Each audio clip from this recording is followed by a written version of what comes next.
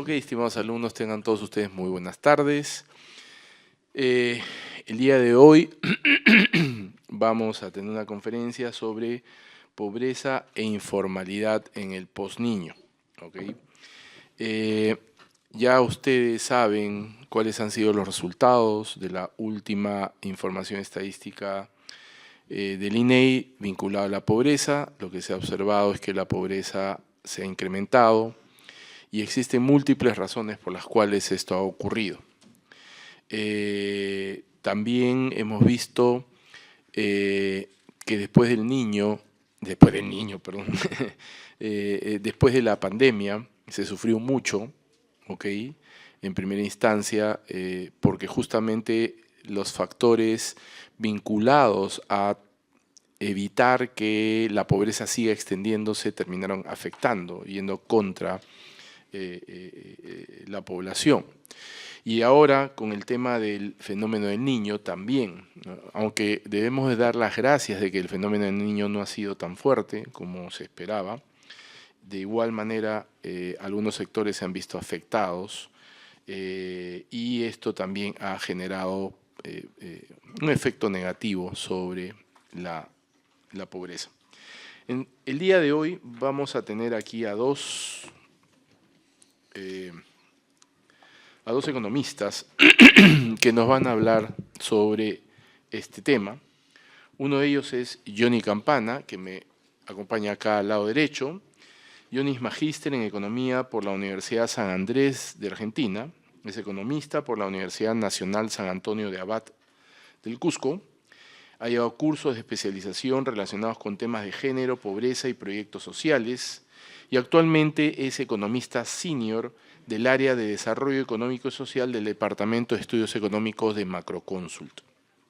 Y por el lado izquierdo tenemos a Enrique Samanamut, candidato a doctor por la Universidad Pablo de Olavide de Sevilla, España, MBA por la Universidad Pacífico, diplomado en Gobernabilidad y Gerencia Política de George Washington University, Estadísticas Monetarias y Financieras del FMI Brasil, Profesionalización del Empleo Público, INAP España, Análisis de Políticas Públicas, INAP España, y Descentralización Financiera de las Administraciones Públicas, IEF España. Es economista de esta casa, de la Universidad de Lima, y actualmente docente de la carrera de Economía. Entonces, para no aburrirlos más, voy a dejar primero a Johnny para que nos haga su presentación. Por favor, Johnny, si fueras tan amable. Sí. Johnny nos va a hablar sobre pobreza e informalidad posniño y algunas proyecciones. Ok, bueno, buenas noches, muchas gracias por la invitación. Es un gusto estar acá frente a tantos jóvenes, sobre todo, que están emprendiendo en este mundo de la economía. Yo quiero hablarles ahora de pobreza e informalidad. La idea es tratar de hacer comentarios respecto a lo que ha ocurrido recientemente con la pobreza en el país, en particular en el último año.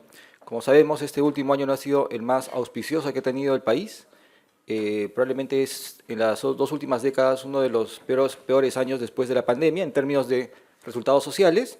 Y lo que queremos ver es explicar un poco cuál ha sido el resultado de la pobreza y qué factores han estado detrás de este resultado. Pero además queremos hacer un pronóstico, queremos armarnos una expectativa de lo que creemos que va a ser la pobreza este año y el siguiente.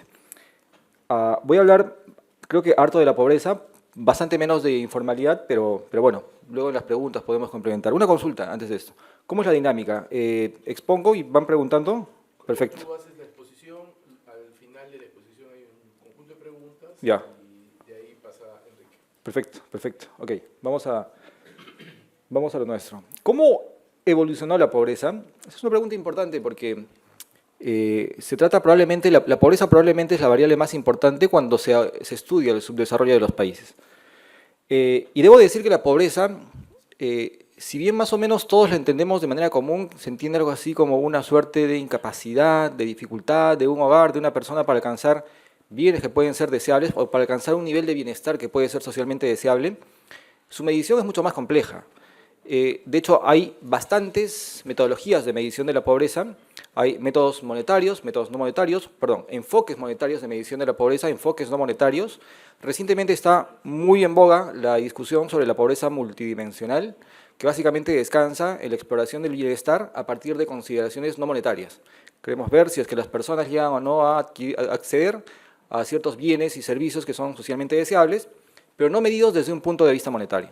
Sin embargo, en el Perú, la métrica de pobreza que se utiliza, o que utiliza el Estado, para poder hacer seguimiento a este indicador, es el de la línea de pobreza. Es la pobreza basada en la medición de una línea de pobreza. Básicamente, el INEI se encarga de implementar encuestas a lo largo del país respecto a los gastos realizados por todos los hogares, los acumula, los suma al interior de los hogares, se toma en cuenta los gastos realizados por todos los miembros del hogar, bueno, se intenta tomar en cuenta todos los gastos realizados por los miembros del hogar, y luego se los compara con líneas referenciales que reflejan el gasto mínimo que debería realizar un hogar para alcanzar ese nivel mínimo de bienestar. De hecho, el enfoque monetario de medición de la pobreza es el que teóricamente resulta más elaborado. Entonces, es de esta pobreza que vamos a hablar, básicamente. Y ese es ciertamente el que más atención concita cuando hablamos de indicadores sociales en el país. Lo que se ve acá es, acá. Lo que vemos acá en la línea verde es la evolución de la tasa de pobreza monetaria. Como vemos, Perú, eso lo sabemos todos, en el año 2004 tenía más o menos una tasa de pobreza de 60%, fuimos un país exitoso, hasta el 2019 logramos reducirla a 1/3, llegamos a 20%, vino la pandemia, fue un colapso en el país, hizo que la pobreza se incrementara a 30% y desde entonces más o menos hemos reducido un poquito, pero nos mantenemos en un nivel actual de cerca de 29%, es este valor que aparece acá. Todos sabemos que la pobreza tiene como principal determinante el crecimiento económico. Sin crecimiento económico, básicamente, no hay cómo reducir la pobreza. Y acá se ve que hay una relación clara, esa es la elasticidad crecimiento-pobreza, que en el país ha ido evolucionando a lo largo de los años. En el primer periodo, por ejemplo, antes del 2009, que es un periodo de alto crecimiento en el país, cada punto porcentual de crecimiento conducía a una reducción rápida de la pobreza, y es lo que se ve acá arriba con esa elasticidad de 0.7. Hubo un segundo periodo entre el 2009 y el 2013 que podríamos identificarlo como uno de alto crecimiento, pero en proceso de desaceleración. La elasticidad en ese momento se redujo un poco, pasamos a 0.4. En el periodo más reciente, prepandemia, que puede caracterizarse como uno de bajo crecimiento, la elasticidad se redujo a 0.2. Estamos en el periodo post-pandemia y probablemente seguimos con esas elasticidades de crecimiento-pobreza bastante bajas.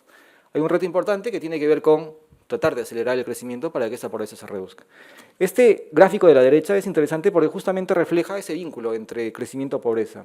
No estoy diciendo que esa sea la relación causal que vincula tasas de crecimiento del PBI con variaciones de la pobreza.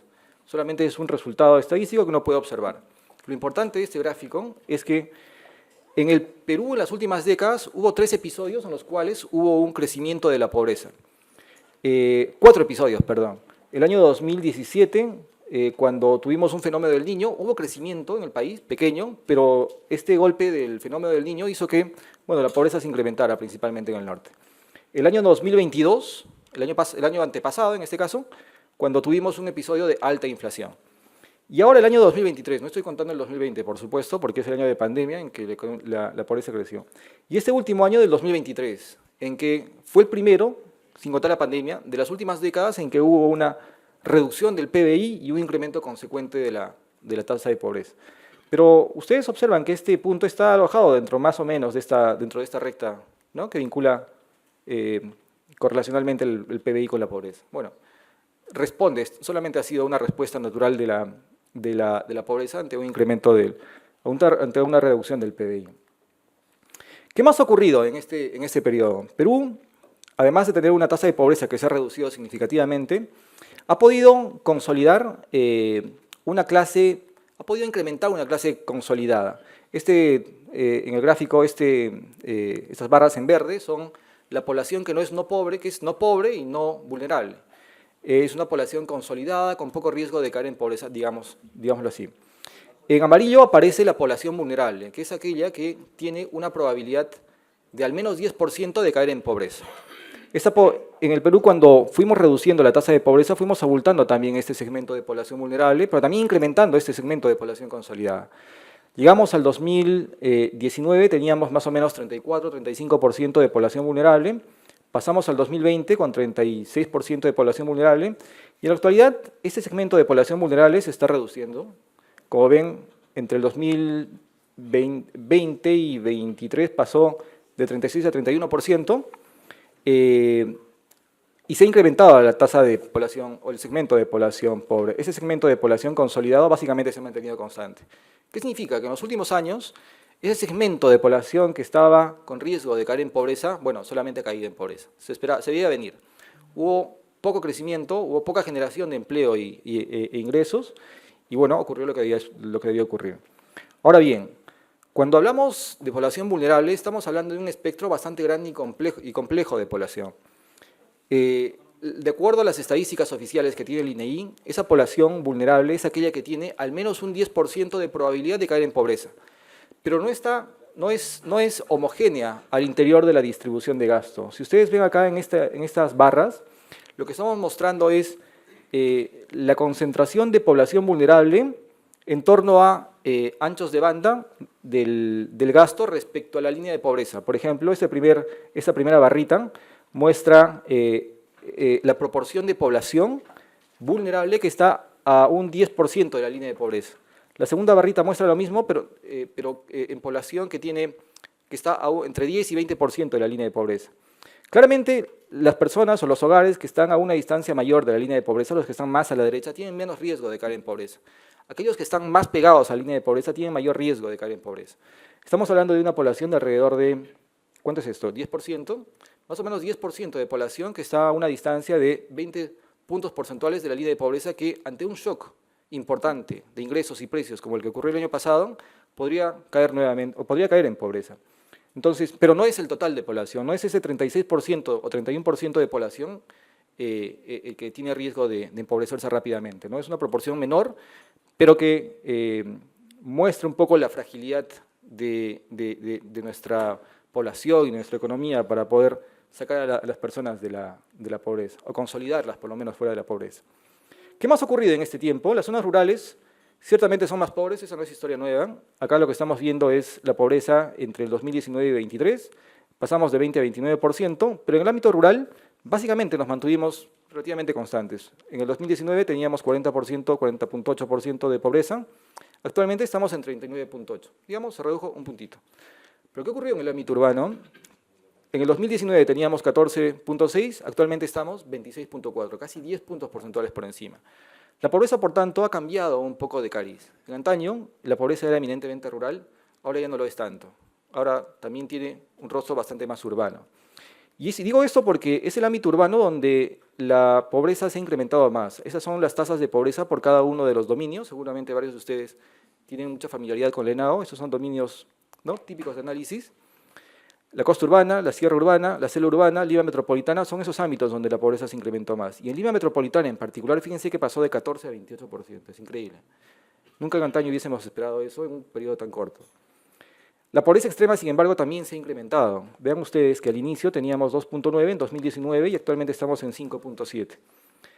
Otra vez es el ámbito urbano, bueno, es el ámbito urbano donde ha pasado de 1 a 3%, pero el ámbito rural se ha duplicado, ¿no? Estamos en 16%, casi se ha duplicado, digamos. Entonces, no solamente es la pobreza urbana la que se ha incrementado, también la pobreza extrema, y en particular la pobreza extrema urbana y rural. Eso es un poco lo que, esos gráficos un poco muestran esa evolución, pero desde una mirada más de mediano plazo.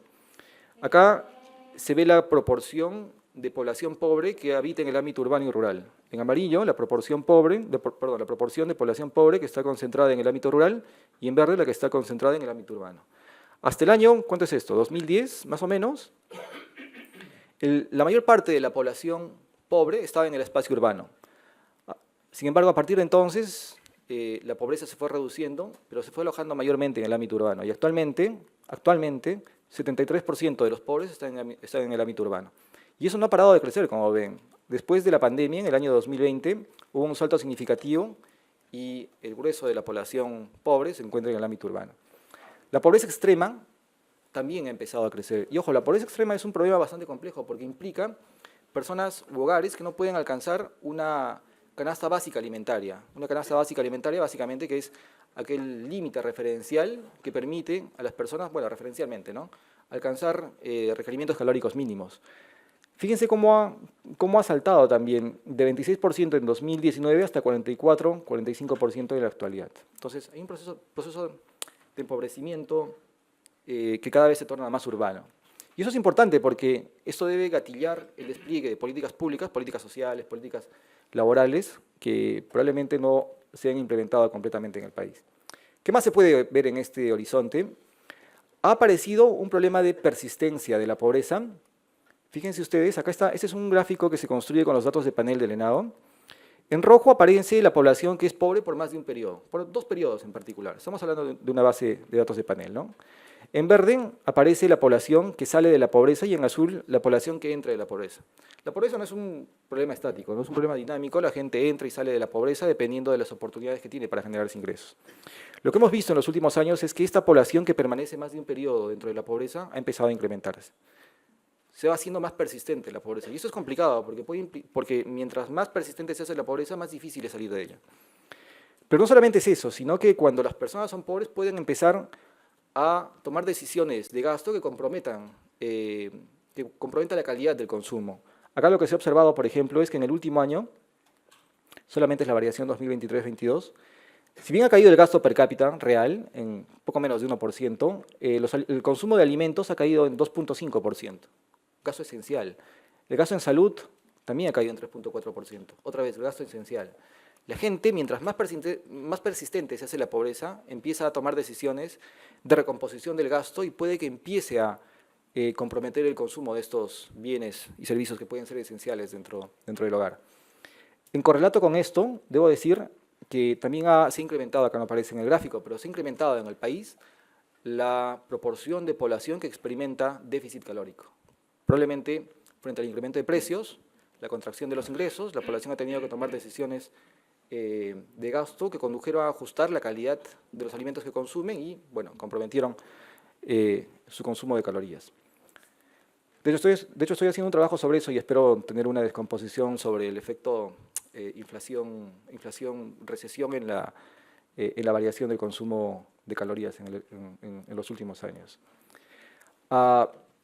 Ahora, una consecuencia mayor de esto es que también cuando se compromete el consumo de alimentos, se pueden generar resultados a nivel de indicadores nutricionales. El consumo de alimentos de baja calidad o el deterioro en la alimentación de las personas puede devenir en el aumento de problemas nutricionales. Y lo que acá se observa de manera solamente correlacional es que justamente entre el año 2022 y 2023, la tasa de desnutrición crónica de población infantil menor a 5 años aumentó de 7.1 a 8.1 en el ámbito urbano.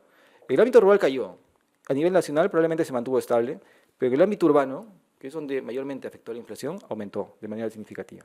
Lo mismo pasó con la prevalencia de anemia, que pasó de 39 a 40%. Bueno, el incremento es mucho más leve, pero la tendencia por lo menos sí parece observarse. ¿Por qué aumentó la pobreza? Probablemente esa es la pregunta relevante, ¿no? El hecho observacional es que la pobreza se incrementó y junto con ello se deterioraron otros indicadores sociales. La pregunta relevante, por tanto, es ¿qué factores gatillaron este incremento de la pobreza? Y eso es importante porque a partir de eso podemos tomar algunas decisiones de política pública. Lo que creo, bueno, acá hay un consenso en torno a estos determinantes. Lo primero que ocurrió es que experimentamos un periodo sostenido de inflación alta. 2022 fue un año de alta inflación. 2023, acá aparecen en azul, 2022, un año de alta inflación, 2023, un periodo de alta inflación, 2024 y estamos retornando, actualmente estamos en poco menos de 3% de inflación, pero la inflación gatilla o golpea directamente a la pobreza, ¿no? De hecho, solo operativamente la línea de pobreza se actualiza a partir de la tasa de inflación, por tanto, tasas de inflación más altas implican líneas de pobreza más altas también, que frente a ingresos que se mantienen estables, bueno, conduce a un deterioro del gasto per cápita o de la pérdida de capacidad adquisitiva de los ingresos. Pero además, la composición de la inflación ha sido particularmente empobrecedora, porque la inflación que se ha incrementado más ha sido la de alimentos.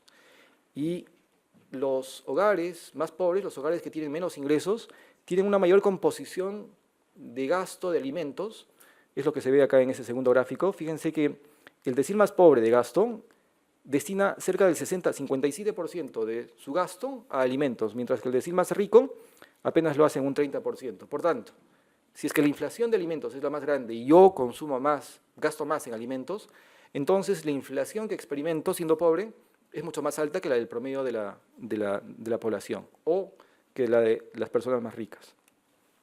¿Qué hubiese pasado si es que la inflación no hubiese sido tan alta como la que se observó en esos 2 últimos años? Lo que estimamos en Macroconsult es que la pobreza hubiese sido mucho más baja de lo que realmente ocurrió. Acá lo que se ve es que la pobreza efectiva en el 2023 fue de 29%. Si es que el año 2023 no hubiese habido una inflación tan alta como la que se observa acá, entonces probablemente la pobreza hubiese sido un punto porcentual más baja. Habría crecido en comparación con el año 2022, pero habría crecido mucho menos.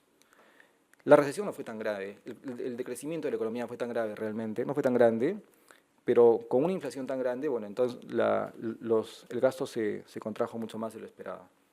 Pero una pregunta adicional es, ¿qué hubiese pasado si adicionalmente en el año 2022 no hubiese habido la inflación tan grande? Veamos acá, la inflación ha sido sostenida en los 2 últimos años, 22-23.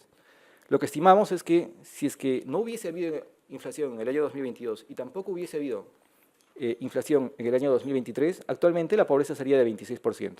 Poquito más grande que la del 2021, pero no sería tan grande como la que estamos viviendo ahora, de 29%. Entonces, la inflación ha sido particularmente empobrecedora en el país. Pero no solamente es eso, la inflación es un determinante sin duda. El segundo tiene que ver con varios shocks externos, principalmente climáticos, y también un contexto político que afectó significativamente al PBI, al crecimiento de la economía, en particular en sectores que tienen alta concentración de población pobre. Como vemos acá, esta es la tasa de crecimiento anual del PBI, básicamente ha caído un poquito agricultura, pero agricultura es un sector que concentra en gran proporción a población pobre y vulnerable. Una caída del sector agrícola ha significado una contracción importante de los ingresos en ese segmento. O por lo menos una contracción del empleo en ese segmento. La pesca ha caído enormemente, pero concentra mucho menos población. Construcción, que se ha visto bastante afectado en los últimos 2 años, concentra una población relativamente importante también cayó en el último año. Entonces, la composición de la recesión, la composición sectorial de la recesión, también ha sido particularmente adversa sobre la tasa de pobreza. Pero hay más. El mercado laboral en el Perú todavía está bastante flojo, no llega a recuperarse del todo. Después del shock de la pandemia en el año 2020, todos vimos una contracción enorme de la demanda laboral, el empleo se redujo significativamente y empezó a recuperarse. En verde es un índice de ocupación, es un índice de población ocupada. Vemos ahí que entre el 2020 y 2021 es un índice basado en una media móvil de 12 meses, por eso es que se ve un poco rezagada, pero lo que vemos con este índice es que después de la contracción del empleo en la pandemia empezó a recuperarse, se recuperó de manera importante hacia el 2022, pero a partir de entonces el empleo básicamente se mantuvo plano. Está por encima del nivel prepandemia, pero en los últimos años casi no ha crecido. Claro, ese es el empleo total. Hubo una composición diferenciada del crecimiento del empleo en función del ámbito urbano-rural. Acá lo que se ve en rojo es el crecimiento o la variación del empleo, también es un índice con respecto al año 2019. La variación del empleo en el ámbito rural se recuperó muy rápidamente en el año 2021, pero a partir de entonces, justamente por causa de los shocks climáticos, es que ese empleo ha empezado a decrecer. Principalmente, mucho empleo en la agroindustria ha sido perdido. El empleo urbano formal, que a todas luces es el empleo que esperaríamos que crezca más fuertemente, sí se ha venido recuperando de manera importante y actualmente ya alcanzamos los niveles prepandemia. Pero el empleo urbano informal se ha venido aplanando. Otra vez, no se registran crecimientos en los últimos años. Esa es la cantidad de empleo, la población ocupada. Acá tenemos la información de los salarios, que también tienen una historia diferenciada. En verde aparece el índice de ingresos reales. Algo que hay que decir es que actualmente estamos a un 91% de lo que se tenía en el año 2019. Todavía estamos 10% por debajo. El valor de los salarios o de los ingresos laborales está 10% de lo que se tenía en el 2019. Es increíble. estamos ciertamente más empobrecidos desde un punto de vista real, ¿no? Ganamos menos de lo que ganábamos hace 3 años. En el ámbito rural, los salarios se recuperaron muy rápidamente post pandemia, pero nuevamente se han aplanado. Y solamente hay un crecimiento leve en el ámbito, en el empleo urbano informal. También en el último trimestre ya empiezan a verse recuperaciones en los salarios. Esta es información hasta marzo del 2024. Ya el primer trimestre del 2024 hubo mejoras, pero todavía es poco, ¿no? Todavía no llegamos a recuperar el valor de los salarios con respecto a lo que se ha perdido a causa del periodo prepandemia. Entonces, la conclusión acá es que el mercado laboral todavía no reacciona. No llegamos a alcanzar los niveles de empleo que teníamos antes de la pandemia, y eso es odioso porque seguimos teniendo como referente el periodo prepandemia. Ahora, también la pobreza solo se reduce por la generación de empleo productivo, pero en el margen, la política social que realiza el Estado, que tiene el Estado, ayuda, contribuye con el alivio de la pobreza. Acá lo que tenemos es diversos indicadores de acceso a políticas sociales. Lo que veíamos es que la pobreza se incrementó de manera significativa en Lima Metropolitana, en el ámbito urbano, y el Estado ha reaccionado, ciertamente, tratando de llevar la política social hacia ese ámbito urbano. Acá vemos que en el 2019, cerca del 17% de los hogares tenía acceso a algún tipo de programa social. Y aquí estamos considerando como programa social a Juntos, Pensión 65 y algún otro programa alimentario. En el 2023 ya es 21%. En el ámbito rural, fíjense que casi no se ha movido, 66. En el ámbito urbano es donde más se ha movido. Pero, bueno, podríamos decir en principio que el ritmo al cual ha tratado de responder la política social en respuesta al incremento de la pobreza urbana no ha sido lo suficientemente rápido. Pero no solamente es eso, o tal vez eso no es lo peor. Lo peor es que a la par que los programas sociales tratan de expandirse el ámbito urbano, o tratan de expandirse en general, se empiezan a generar problemas de focalización. Acá tenemos 2 indicadores importantes. Este primero en amarillo es un indicador de subcobertura. Se entiende como la proporción de población pobre que no es atendida por la política social. Acá en CUNAMAS, por ejemplo, CUNAMAS es un programa dirigido a la infancia temprana, ¿no? Se contabilizan hogares como hogares objetivo, digamos, aquellos que además de ser pobres, tienen presencia de algún menor de 3 años. Como se ve, cerca del 90% de los hogares pobres con presencia de menores de 3 años no son beneficiarios de CUNAMAS. Perú en general es un país que tiene poca cobertura de las políticas sociales, pero lo que es peor, en verde aparece un indicador de la filtración. Esta es la proporción de población no pobre que es beneficiaria de la política social. Y acá lo que se ve es que se ha incrementado levemente, pasamos de 4 a 5%, pero es el costo que se ha observado producto de la expansión de la política social. Con Juntos ha pasado lo mismo. Acá se ve que las tasas de filtración se han incrementado levemente también, de 6 a 8%, lo mismo ha pasado con Pensión 65, pasó de 11 a 13%, no son incrementos dramáticos, diríamos, pero son costos que se asumen, y son costos, quiero decir, porque son recursos que se dirigen hacia población que no estaba, que no se esperaba atender, ¿no? Son costos porque se han incrementado a raíz de la respuesta que ha tenido el Estado para poder llevar esa política social hacia el ámbito urbano. Ahora, también acá tenemos información de programas alimentarios, y los programas alimentarios sí son, sí enfrentan problemas mucho mayores. Acá la tasa de filtración, que es la población no pobre o población que no debería recibir el programa social porque no pertenece al segmento objetivo, representa el 30%, ¿no? Hay un problema de filtración enorme con la política social o con los programas alimentarios. Y eso es un problema porque esos programas alimentarios son mayormente gestionados por las municipalidades. No, son en general gestionados por las municipalidades, los que están acá por lo menos. Hay una dificultad grande para poder gestionarlos correctamente. Entonces, conclusión de esta lámina, hay una política social que ha tratado de responder, pero al hacerlo ha tenido dificultades para llegar a la población pobre. Pero además hay un hecho importante. En el año 2023 se retiraron varias de las transferencias que tenía el Estado. Recuerden ustedes que entre el 2021 y 2022, incluso antes, 2021 y 2022, el Estado lanzó varios bonos dirigidos a la población. Y eran bonos masivos. En el año 2022, que fue el último año en que se generaron bonos con ese nivel con ese tamaño, con esa cobertura, hubo un bono Yanapay que llegó a 13 millones de personas. En el año 2023 ya no se podía hacer eso, de hecho ya no se requería, ya no era deseable hacer eso por varias razones, ¿no? Primero porque habían consideraciones fiscales importantes y segundo porque ya era necesario más bien pensar en cosas más focalizadas.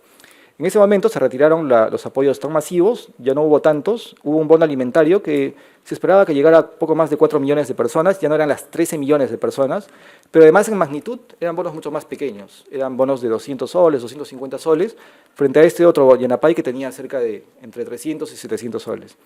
Ese retiro de estos apoyos financieros a través de bonos también contribuyó a que los hogares experimentaran menos, tuvieran menos ingresos, ¿no? Al final debo decir que al final del año del 2023 sí se generaron otros bonos, pero básicamente bonos dirigidos al sector público. Hubo bueno, este pescador artesanal no, pero este bono para trabajadores del sector público, salud, cultura, poder judicial, defensa, etcétera, fueron bonos que surgieron en el último trimestre y básicamente respondieron probablemente a intereses un poco más clientelares.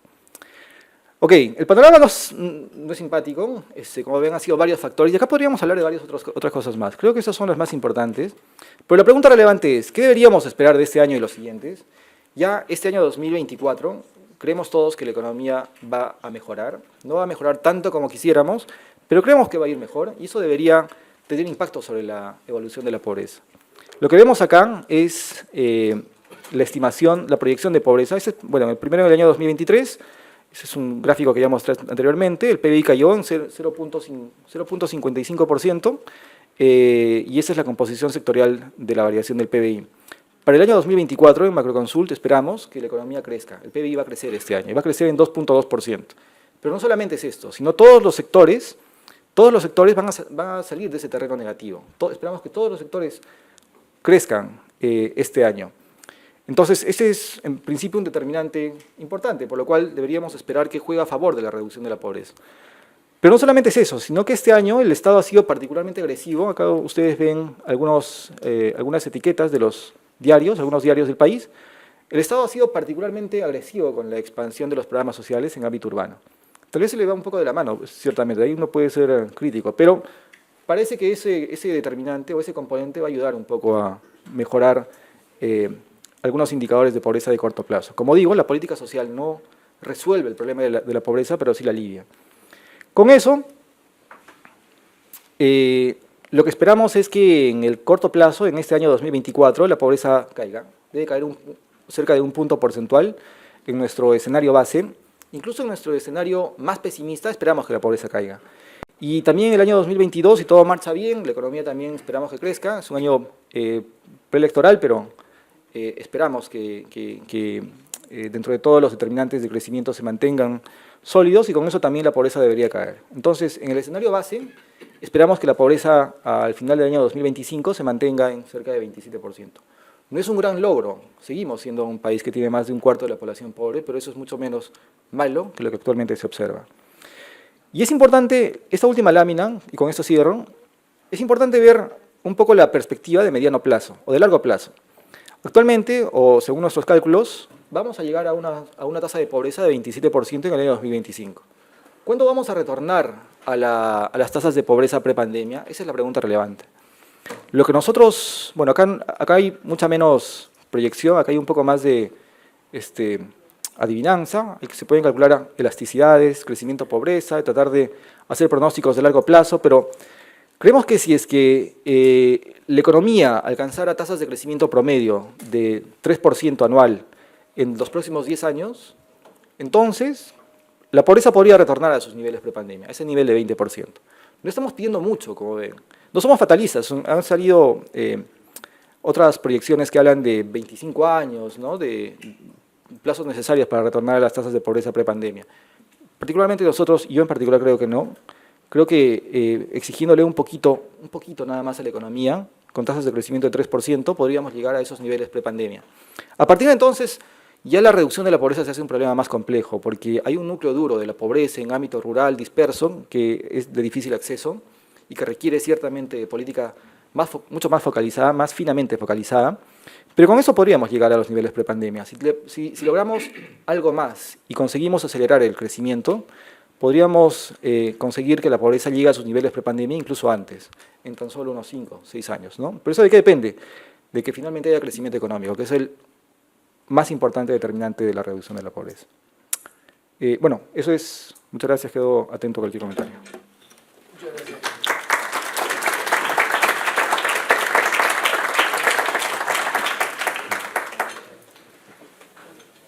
Muchas gracias, Johnny. Entonces iniciamos un proceso de preguntas. Todos aquellos que deseen hacer algún tipo de preguntas, bienvenido. Este es el momento.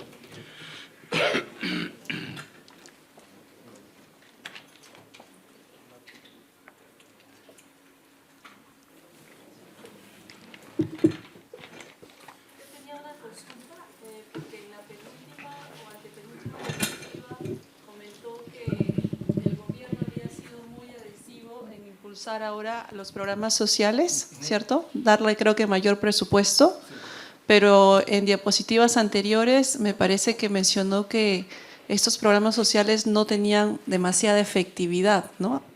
Aliviando la pobreza, al menos era lo que se había visto como evidencia. Entonces, no, en verdad, a pesar de que le aumenten el presupuesto, no se esperaría una reducción de la pobreza de manera permanente. Es como que no va a ser efectivo, o tal vez estoy entendiendo de manera errada. No, en verdad, la evidencia empírica asociada a la evaluación de impacto de los principales programas sociales del país dice que esos son efectivos para reducir la pobreza. Bueno, la pobreza monetaria, entendida como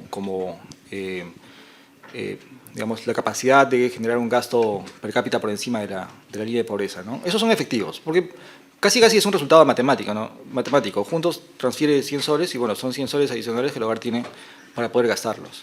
Y de hecho, la evidencia también dice que son efectivos para mejorar la calidad de gasto, son efectivos para mejorar algunos indicadores asociados a determinantes de largo plazo de la pobreza, como la permanencia de los niños y niñas en la escuela, la mejora de resultados nutricionales, entre otros. Creo que los programas son efectivos en ese sentido. O sea, creo que no se les puede cuestionar por su efectividad para reducir la pobreza. Y evidencia de ese tipo está asociada, por ejemplo, a Caliwarma, está asociada a Cunamás. Cunamás es un muy buen programa, bastante costoso, pero buen programa. Incluso Pensión 65, que genera efectos de desbordamiento sobre la población más infantil. A lo que yo me refería es que, más bien, independientemente de eso, como pueden haber problemas de gestión, no de efectividad, problemas de gestión asociados a estas tasas de filtración, el hecho de que parte de los recursos se dirija a población que no es población objetivo, que no es población pobre, puede que, al final esos son recursos que se pierden, ¿no? Que el Estado podría dar, digamos, tiene un uso alternativo que podría ser más útil, pero que se van a perder en población no objetivo.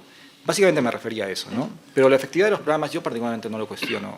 Siempre hay mejoras, siempre los programas sociales podrían mejorarse, ¿no? Pero ese es el mensaje. Gracias. Gracias, Fanny. ¿Alguna otra pregunta adicional que quieran hacer? Hola, buenas noches. En primer lugar, agradecerle por la ponencia. Mi pregunta escapa un poco de lo convencional, de los datos convencionales, y es que, de acuerdo a los datos del observatorio y basándose en la ENAU, la ENAU estima un tipo de pobreza que se llama la pobreza subjetiva, ¿no? Y tiene un indicador que se llama la percepción de bienestar.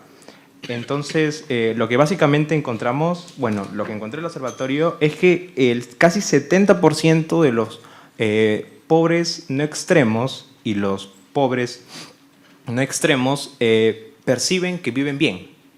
Y es el 70% en el año 2023. Y en el año 2022, más o menos las cifras no han cambiado. Entonces, mi pregunta va en, ¿por qué es que sucede esto?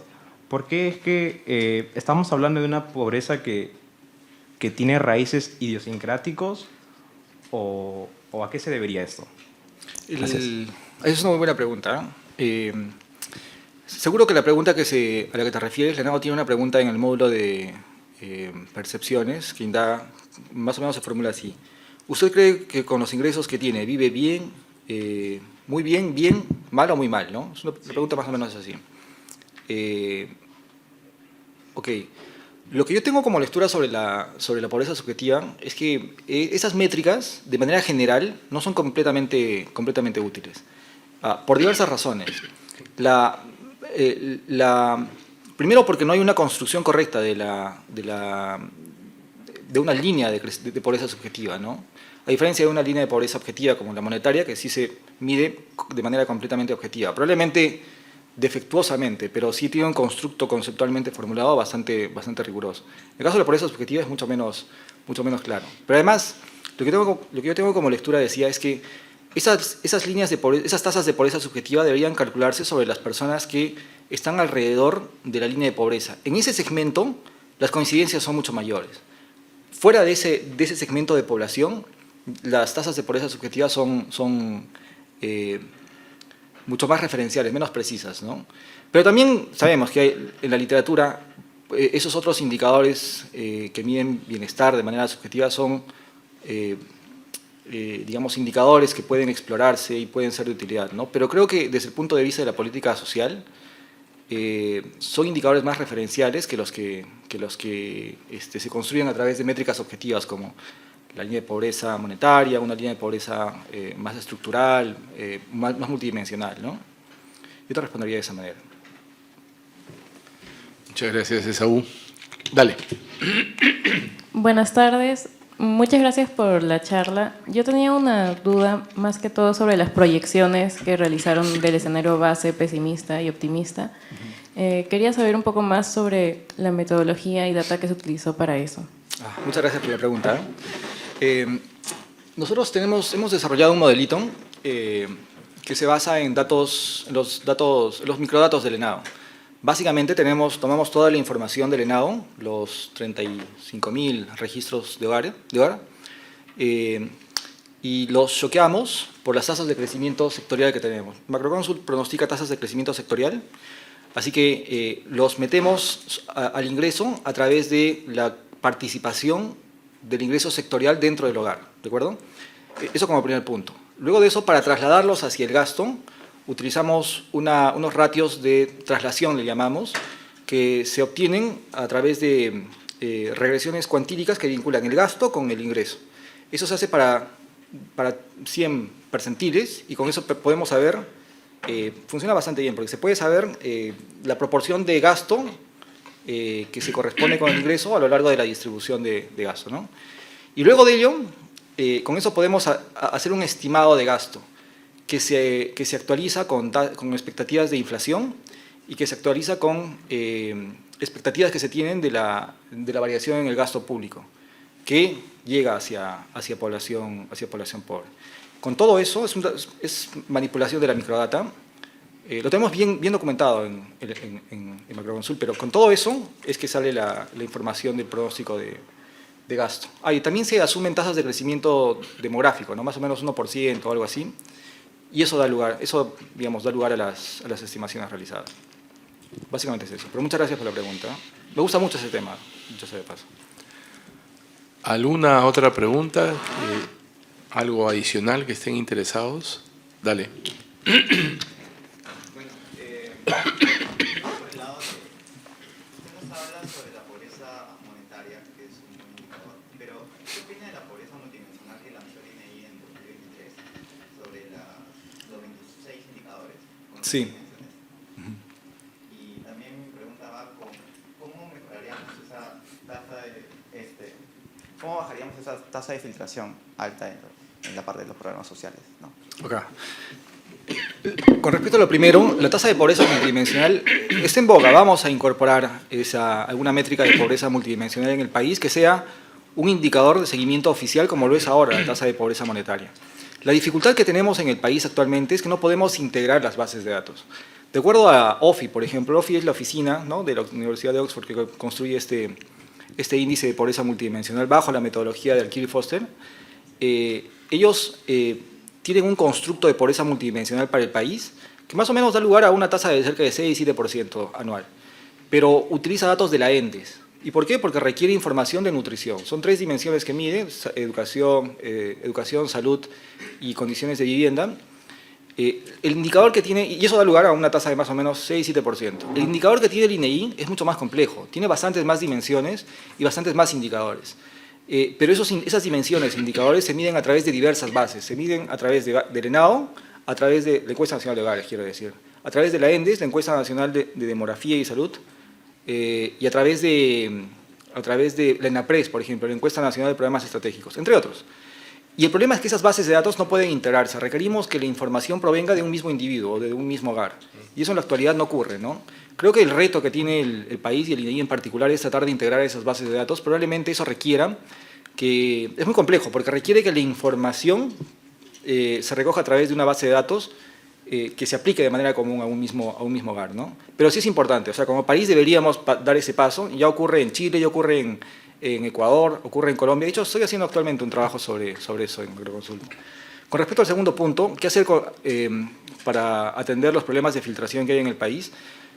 Un problema que actualmente tiene el país es que el SISFO, el Sistema de Focalización de Hogares, el Estado, para decidir a qué persona, a qué hogar darle algún programa social, se fija en un sistema que tiene, que se llama el Sistema de Focalización de Hogares, que descansa en un índice. Es un índice de pobreza que se construye a través de diversos indicadores de vivienda, de acceso a servicios, entre otros.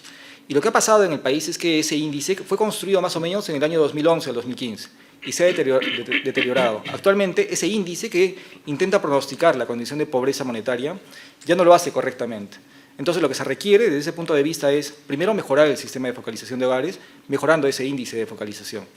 Y después, bueno, tienen que haber ajustes directamente a nivel de levantamiento de información que se hace. Actualmente, esta responsabilidad recae en los municipios y los municipios pueden ser, pueden utilizar de diversas maneras, de manera un poco más estratégica, el levantamiento de información y creo que eso es algo que debería levantarse, ¿no? Creo que el Estado debería tratar de levantar esa información de manera un poco más rigurosa y ajena a cualquier, interés político que pueda surgir en el espacio local.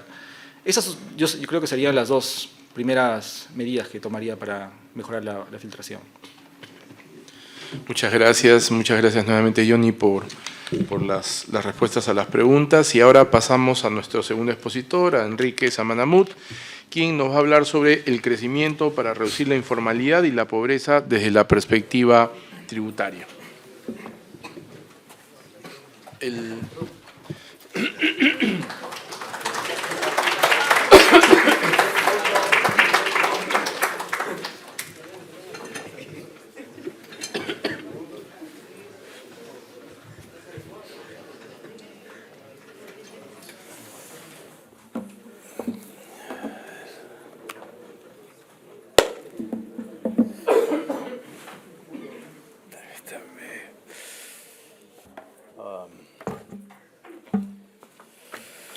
Bueno, se me ha encargado reflexionar un poco sobre, la verdad, dos elementos que cada uno por sí solo representa pues una exposición de 3 horas, ¿no?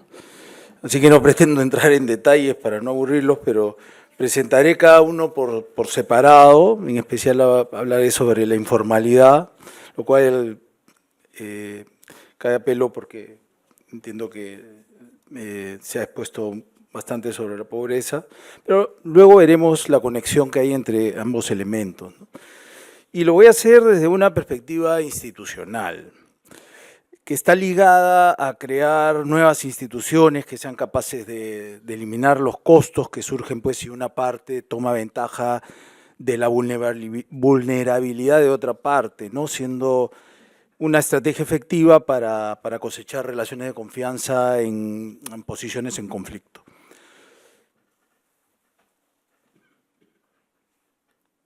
Lo primero resulta necesario para un buen análisis partir del crecimiento, ¿no?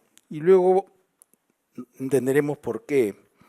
Como vemos en este gráfico, desde la década de los 60 todos los países han crecido, pero llama la atención el caso de Corea, que era un país que tenía un PBI per cápita similar al nuestro, no tenía los recursos que tenemos nosotros, salvo coreanos y arroz. Recordemos que en los 60 era un país netamente agrícola, el 78% de la población además era analfabeta. Pero tenía algo que otros no tienen, tenía un Estado desarrollista, dispuesto a brindar un entorno institucional estable y un grupo de conglomerados, estos chaebols, que organizaron a la producción, a la población hacia la producción industrial, crearon un ambiente de negocios confiable, es decir, en esencia tenían una clase política y una clase empresarial comprometidas.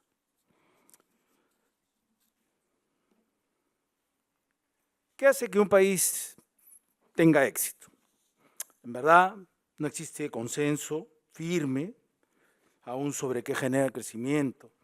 Se señalan varios elementos y los que han estudiado la teoría de crecimiento sabrán a qué me refiero. Modestamente creo que son todos los elementos que se señalan en la literatura en conjunto: inversión, capital humano, innovación, ambiente institucional respetable, etc.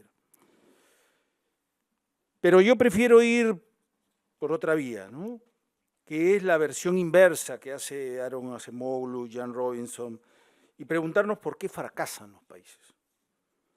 Y en este cometido, parafraseando lo que dice el libro de esos autores, ellos dicen: las instituciones políticas y económicas moldean el destino de las naciones.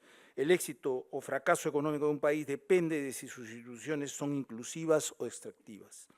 Las instituciones inclusivas fomentan la participación ciudadana y la innovación, mientras que las extractivas concentran el poder y la riqueza en manos de unos pocos, lo que lleva al estancamiento económico y la desigualdad. Como vemos, ellos ponen el énfasis en las instituciones. ¿Y por qué es importante dicho acento? Porque la informalidad tiene que ver con este elemento. Así que, a por ello, como dicen en España, ¿no? Sobre la informalidad, bueno, la informalidad se nos cuela por donde miremos, ¿no?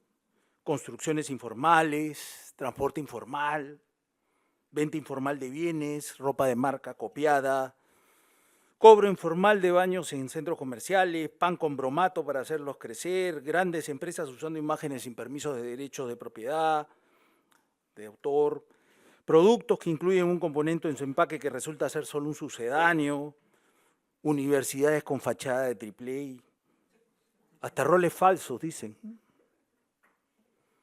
En fin, vivimos atravesados por la informalidad.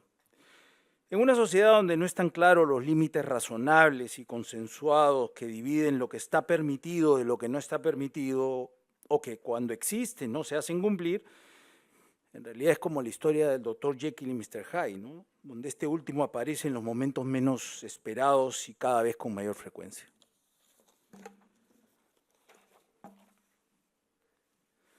Entonces, lo primero que debemos observar es que la informalidad es un constructo cuya delimitación no es clara. Usaremos dos conceptos que tienen matices de significado diferentes para delimitarla. Lo ilegal, que se refiere a algo que está prohibido o no permitido según la ley, y la licitud, un término más amplio que puede abarcar además acciones que no necesariamente están reguladas por la ley, pero que aún son consideradas moral o éticamente incorrectas. Podemos clasificar desde actividades económicas totalmente lícitas y legales hasta las que son totalmente ilícitas e ilegales. La mayoría conceptualiza la informalidad de alguna manera intermedia entre ambos extremos. Para Benjamin y Envallé existen 5 criterios para definir una empresa informal, que son el tamaño, el registro con el gobierno, el mantenimiento de cuentas honestas y completas, la movilidad del lugar de trabajo y el acceso a crédito bancario. Oviedo, Thomas y Karakorum, por ejemplo, también describen la informalidad como una actividad económica ilegal que tiene lugar fuera del radar del gobierno. De manera más comprensiva, yo creo que podemos definirla como todas aquellas actividades que en la producción o distribución de bienes y servicios legales utilizan algún factor o proceso que ha sido obtenido sin pagar el precio completo exigido por normatividad razonable y puede causar externalidades negativas. Por tanto, no todas las actividades ilícitas son ilegales, y en ese limbo conceptual, vacío institucional, ausencia de definición, es donde cae la informalidad. Finalmente, una aclaración: a veces se confunde la informalidad con el concepto de economía subterránea, que este último incluiría desde algún concepto, alguna definición de informalidad, hasta las actividades ilegales o ilícitas. Estas son algunas pocas mediciones de las que se pueden encontrar en Internet. Como vemos, existen diferentes metodologías de cálculo y estimaciones. Algunas metodologías son monetarias también, algunas otras usando el método MIMIC, otras usando el método de equilibrio general dinámico, que para Perú van desde más o menos 20%, 17 punto y algo que lo ha estimado el INEI recientemente para el 2022, hasta 60% casi, ¿no? Estas son mediciones de la economía informal que generalmente están basadas en la producción, o sea, empresas actuando informalmente, que es distinto a la informalidad laboral.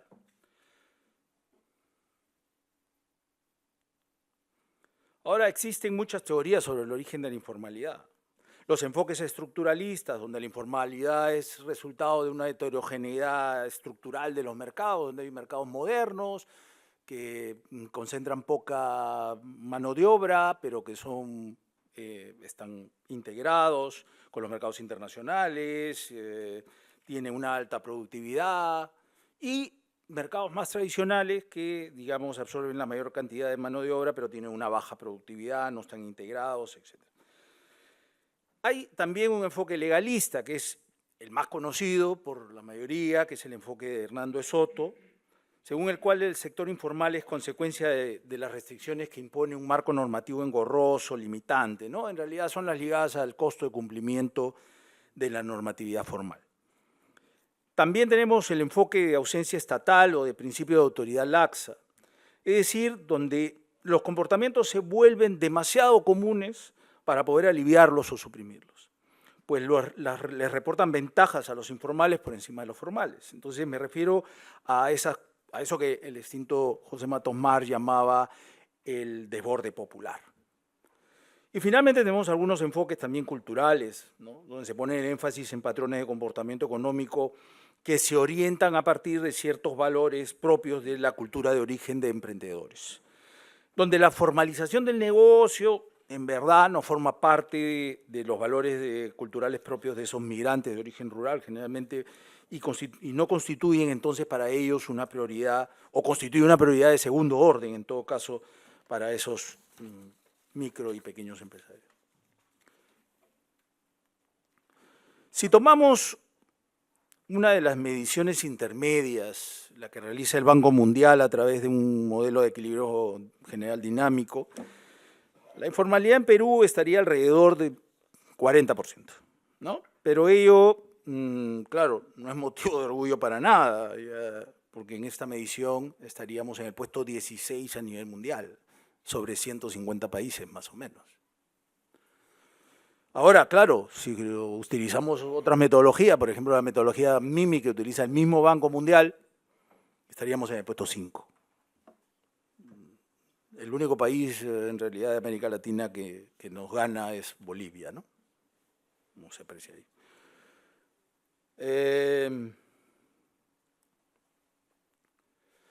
Sobre la pobreza laboral, sobre la informalidad laboral, que es más conocida en nuestro país, como he señalado, alcanzamos niveles realmente alarmantes, ¿no? 74% según la última medición del 2002 del INEI. Pero además destaca que de este porcentaje, un 15, casi 16% de la informalidad se presenta en empresas formales. Y, bueno, está concentrada también en la zona de la Selva Norte y en la zona de Huancavelica, Capurima, Ayacucho. Son los niveles más altos. Y Puno. Sobre la pobreza también, bueno, existen múltiples teorías, mediciones, pero dada la restricción del tiempo y que nuestro expositor anterior tan magníficamente lo ha expuesto, ¿no? Me limitaré a mencionar la medición que realiza el INEI de pobreza monetaria que combina pues un poco el método de costo de una canasta básica con el de consumo calórico. Eso es básicamente. Y lo que ellos dicen es que la pobreza monetaria efectivamente venía reduciéndose sostenidamente de 2004, alcanzó el 20.2% en el 2019, hoy en día alcanza el 29%, parcialmente como efecto de la pandemia, la inflación, la inestabilidad política, el bajo crecimiento. Esos son los elementos que han generado el crecimiento de la pobreza. Pero como el diablo está en los detalles, la cosa es más grave si lo vemos a nivel efectivamente de la sierra y la selva rural, donde alcanza niveles de 43%, 36.3% respectivamente. Además existe, como bien ha señalado el expositor anterior, existe un bolsón de población vulnerable, ¿no?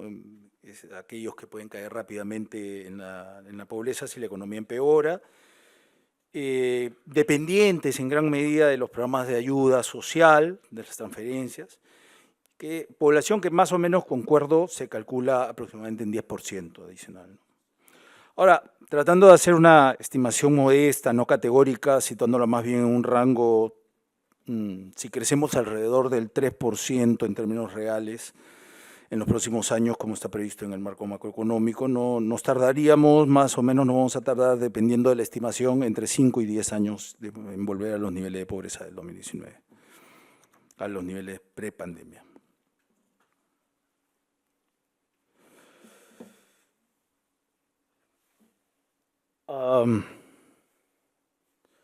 ¿Cuánto aporta el crecimiento a reducir la pobreza? Bueno, en el último documento del Banco Mundial sobre pobreza se señala un 85%. La mayoría de las estimaciones en realidad las sitúan por encima del 70%.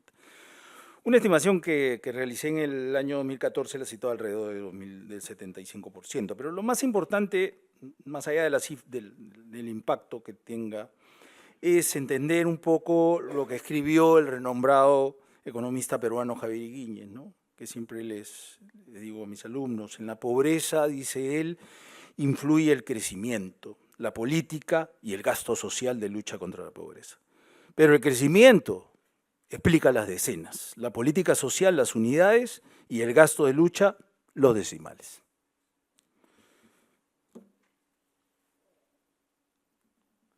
Dicho esto, pasemos a la conexión entre variables analizadas.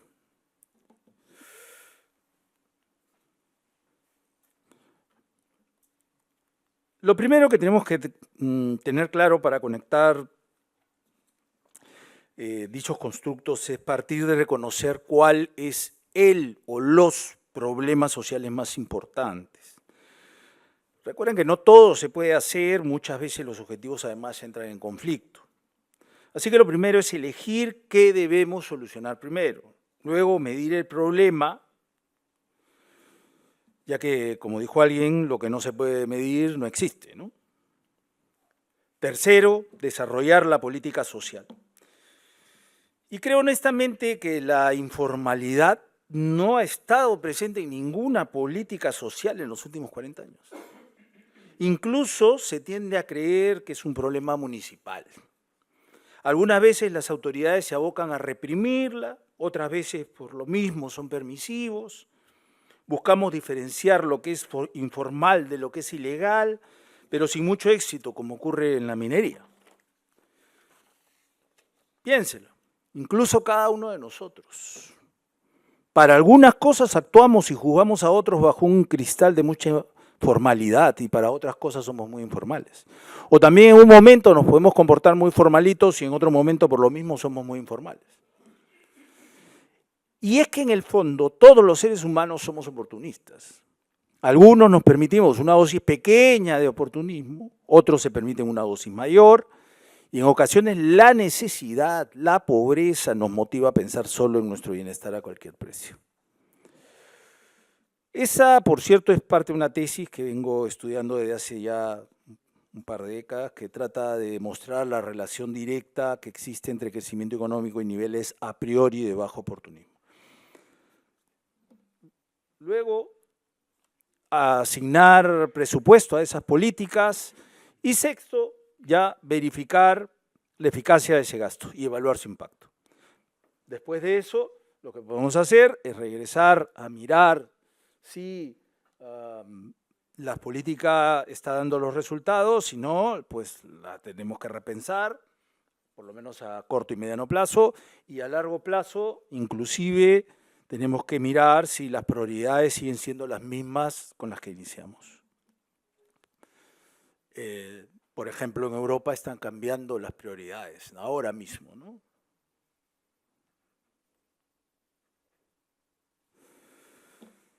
Entonces, ¿qué conexión existe entre crecimiento, informalidad y pobreza? Como yo lo veo, la relación más clara existe del crecimiento a la pobreza. Claro, siempre que el chorreo aumente su caudal realmente, ¿no? Hay que hacer que los pobres tengan mejores servicios básicos de salud, de educación, agua, desagüe, seguridad y, por supuesto, que exista una real presencia del Estado.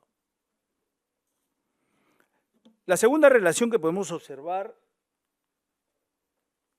es del crecimiento a la informalidad. ¿Cuán rápido se reduzca la informalidad? Depende de la creación de lo que se viene llamando una infraestructura institucional, o sea, hábitos, convenciones sociales, reglas formales, restricciones informales para dar forma a una mejor interacción humana, ¿no?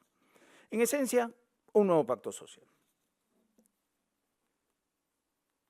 La tercera relación que podemos analizar es de la pobreza a la informalidad.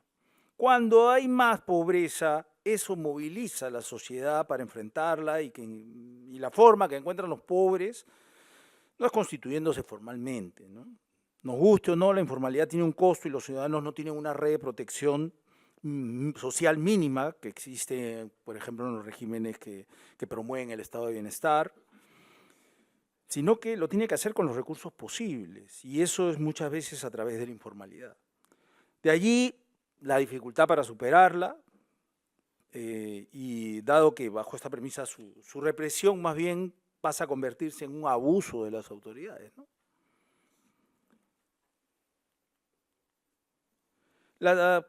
La cuarta relación es de la informalidad a la pobreza, donde la informalidad se constituye más bien una válvula de escape de la pobreza, para aliviarla, por cierto, pero no para solucionarla. Si bien hay casos exitosos de emprendedores que comenzaron siendo ambulantes y que terminaron con grandes negocios formales, seamos honestos, no es lo usual. La informalidad, por sus características de baja productividad, desconexión productiva, escaso acceso a crédito y otras características, se termina perennizando. Conozco muchos casos informales, buenas personas, todos ellos, pero que los conocí vendiendo algún producto cuando era estudiante y hoy siguen haciendo lo mismo, en la misma esquina y en las mismas condiciones. Yo en ese sentido no creo en la propuesta esa de que la informalidad es el motor del desarrollo y que algunos denominan como de capitalismo popular, ¿no? Que vende bien políticamente, pero nada más. Tengamos en cuenta que a largo plazo la informalidad puede generar costos adicionales sobre otros individuos. En mi opinión, lo único que se consigue tolerando la informalidad es, en el mejor de los casos, desigualdad, y donde a unos individuos se les permite infringir la ley y a otros no. En el peor de los casos, anarquía. La quinta relación va de la pobreza al crecimiento.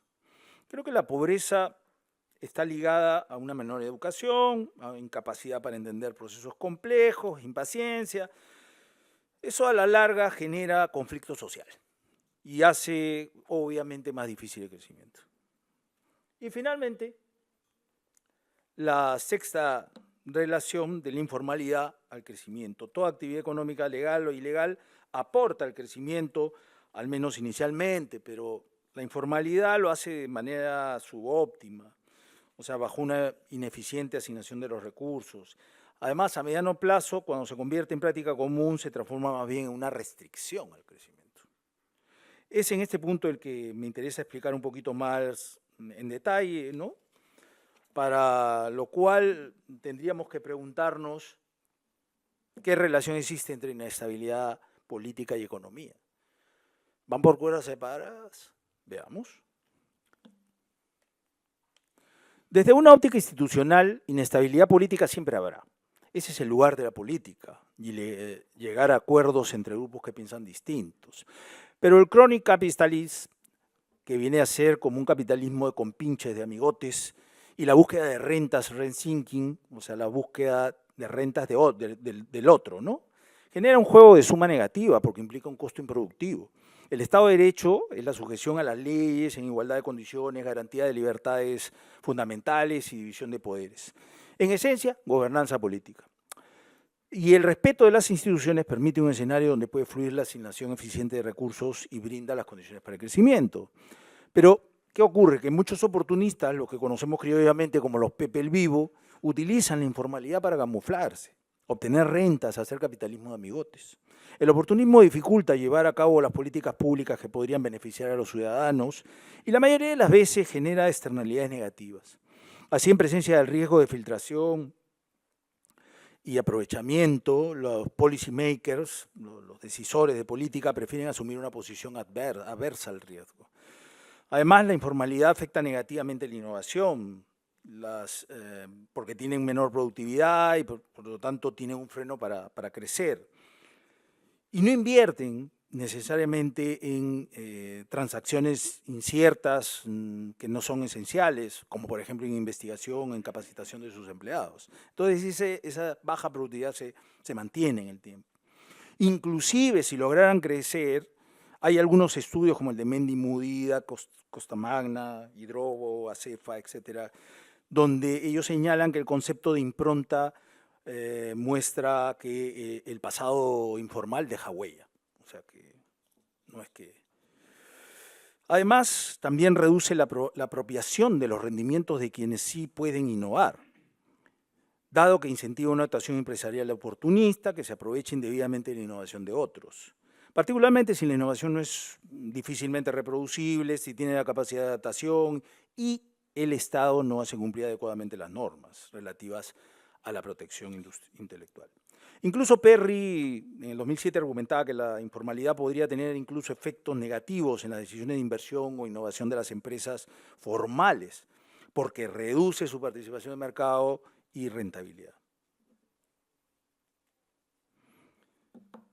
Desde una óptica ya netamente económica, Robert Barrow en su modelo de crecimiento evalúa el rol del sector público en el crecimiento y deja claro que la carga impositiva óptima que deben soportar los ciudadanos es aquella que se iguala a la eficiencia marginal del gasto público. En otras palabras, que el Estado, a través del gasto público, debe maximizar cada sol de los bolsillos de los ciudadanos. De otra forma, se reduce la capacidad de crecimiento de la economía.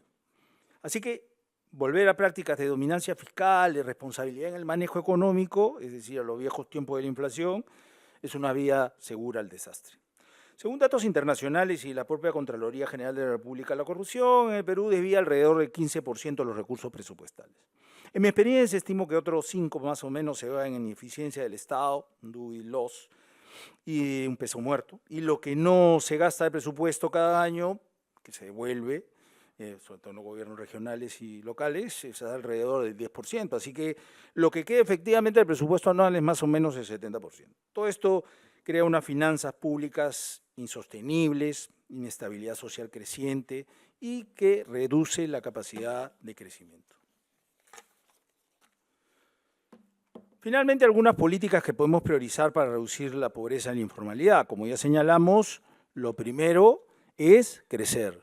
Lo segundo es crecer. Lo tercero es también crecer. Sin crecimiento no hay nada.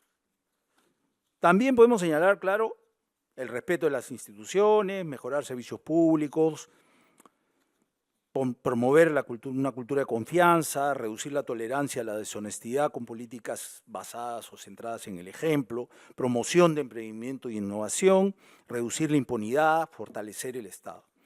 Todo lo que ven en pantalla, aunque claro, la lista puede ser bastante larga, ¿no? Pero podrá observarse que fundamentalmente me refiero a reformas de segunda y tercera generación. En esencia, lo que necesitamos para poder crecer más rápido y reducir así la pobreza más rápido también es una élite comprometida y también políticos comprometidos. Ambos grupos dispuestos a delimitar, a pesar del costo, lo que vamos a tolerar y lo que no vamos a tolerar como sociedad. Antes que el número de polizontes, es decir, aquellos que quieren gozar de los servicios proveídos colectivamente, aumente, polizontes que no quieren apoyar con su financiamiento, y esto se haga insostenible. Bien, muchas gracias.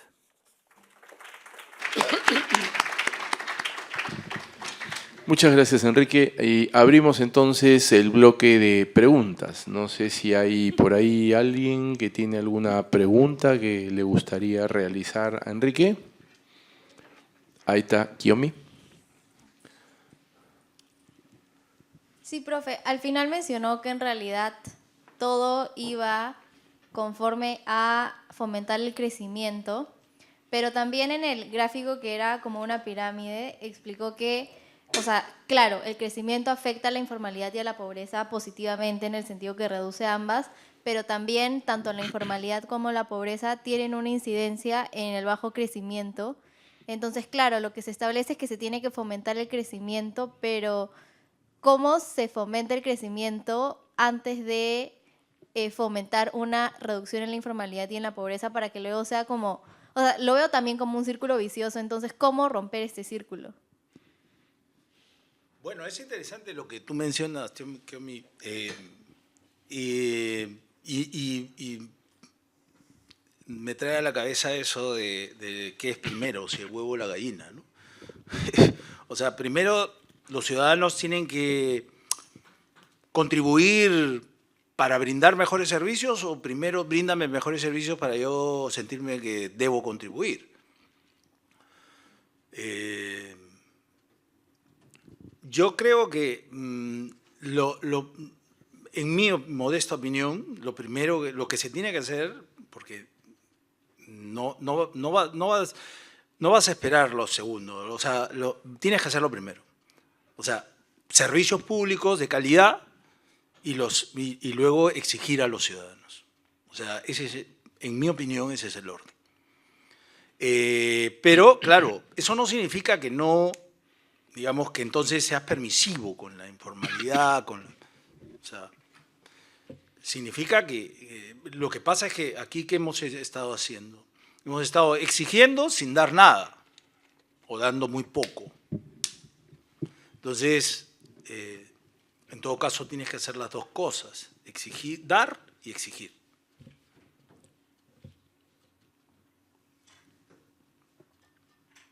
¿Estamos? Perfecto. ¿Alguna otra pregunta, alguna otra inquietud que puedan tener? Dale. Profesor, usted mencionó que, o sea, la informalidad es un problema que viene constantemente. De hecho, se podría decir que incluso es crónica, porque por mucho tiempo está la informalidad. Pero en el caso que se generarían políticas económicas para que pueda cambiar eso, ¿en cuánto tiempo creería usted que podría cambiar y reversirse este hecho que preguntó también Kiyomi, ¿no? O sea, ¿cuánto tiempo tomaría que las personas tengan esta confianza para poder aumentar el valor público, y obviamente tú, con confianza del valor público, poder ser formal? Sí, buena pregunta. A ver, durante los últimos 20 años que hemos crecido, la economía ha crecido, la informalidad se ha reducido, pero no a la velocidad que necesitamos. Sin embargo, eso depende por eso que he puesto el énfasis en las instituciones, porque no te sirve de nada crecer si no lo haces de una forma institucionalizada. O sea, si el crecimiento está sustentado sobre instituciones sólidas, sobre una democracia sólida, sobre un sistema político, económico y judicial, incluso jurisdiccional sólido, entonces avanza mucho más rápido, crecemos mucho más rápido y la informalidad también se reduce mucho más rápido, con lo cual hay un efecto acelerador del crecimiento incluso, porque el gran problema de la informalidad es que efectivamente a determinados niveles se transforma en una restricción al crecimiento.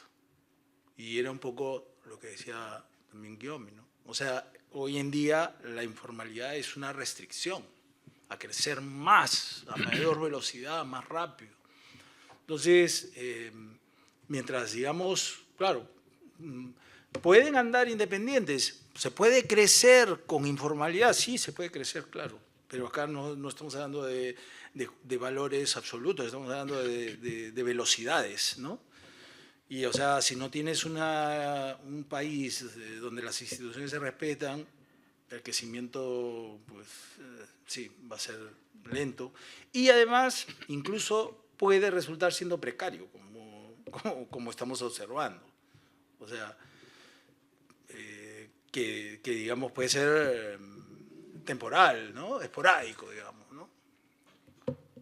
Entonces, es necesario, de todas formas, reducir la informalidad y ambas variables, la formalidad y la pobreza, también contribuyen efectivamente. Mientras se van reduciendo, van contribuyendo a mantener un clima social mejor, etcétera, y eso abona al crecimiento, ¿no? Es un tema de que primero tenemos que crecer igual.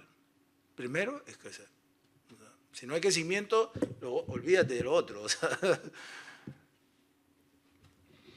Perfecto. ¿Alguna otra pregunta? ¿Una última pregunta? Adelante.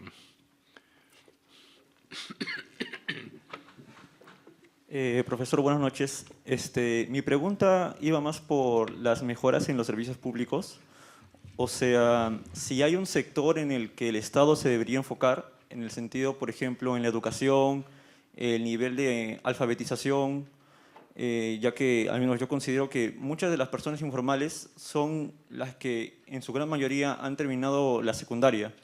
En ese sentido, o potenciar o reducir la brecha entre colegios estatales o educación estatal o la educación privada.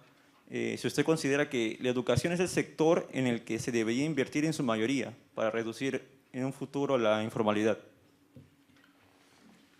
Yo creo que para reducir la pobreza en general, o mejor dicho, ¿qué servicios públicos debería ponerse el énfasis? Los pobres no quieren que les des un subsidio, que les regales dinero. Los pobres, ¿sabes qué quieren? Los pobres quieren ir a una posta médica y ser bien atendidos.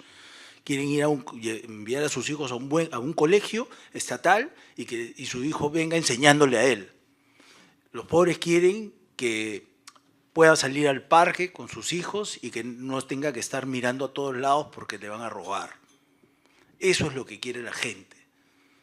Si eso, digamos, no se proporciona, en eso es lo que debe poner el Estado el énfasis. Que además la pandemia ha desnudado que no lo teníamos tan bien, pensábamos que estábamos avanzando en ese sentido, pero yo creo que en mi particular visión deberíamos revisar un poquito también esos datos que se otorgan sobre la condición en la cual está el sector salud, el sector educación. Hay un problema de calidad gravísimo, ¿no? Gravísimo. O sea, gente que primero que hay casi como un 30%, un poco menos, de población que se atiende en la farmacia. Así de sencillo. Y los que se atienden en una entidad del Ministerio de Salud, la calidad, sí, o sea, la estadística dice, sí, fue atendido. Sí, claro, sí, fue atendido, pero tuvo que comprar su gasa y su espaladrapo en la botica del frente y hacerse la radiografía en el privado que quedaba también cruzando la calle. O sea, y eso no aparece en la estadística, ¿no? Ese dato no aparece. Ahí es donde tenemos que poner el énfasis. Perfecto, muchísimas gracias, Enrique. Solo unos comentarios para cerrar ya estas presentaciones. Definitivamente la pobreza es un elemento que nosotros tenemos que atacar. Y uno de los temas centrales que nosotros hemos podido ver es que la, digamos, diferencia en las oportunidades son un factor que va a generar pobreza definitivamente. El hecho que tengamos hoy una pobreza del 29% está asociada básicamente a toda la inestabilidad que hemos estado viviendo en los últimos tiempos. Hablando del crecimiento y hablando de los problemas de inestabilidad política. De hecho, la informalidad es un elemento que fomenta porque si uno revisa las estadísticas de medición de la pobreza que publicó el INEI, lo que se observa es que mucha de la población vulnerable está asociada a la informalidad. Y por lo tanto, al no tener estabilidad de fuentes de ingreso y la posibilidad de tener ahorros que le permitan enfrentar un shock, pues obviamente lo regresa otra vez a la pobreza. Entonces, el crecimiento, nos está quedando como lección, es el elemento central que nos va a permitir o nos va a ayudar a resolver la pobreza y también ayudarnos a la informalidad. Y para terminar, estoy molesto con Enrique Samanamut. Y estoy molesto porque cita a Higuíñez, cita a Schneider, cita a De Soto, pero no cita a Boitano y Abanto 2018 con una medición MIMIC de la informalidad de 37.4% para el Perú. Entonces, pues no importa, se lo acepto.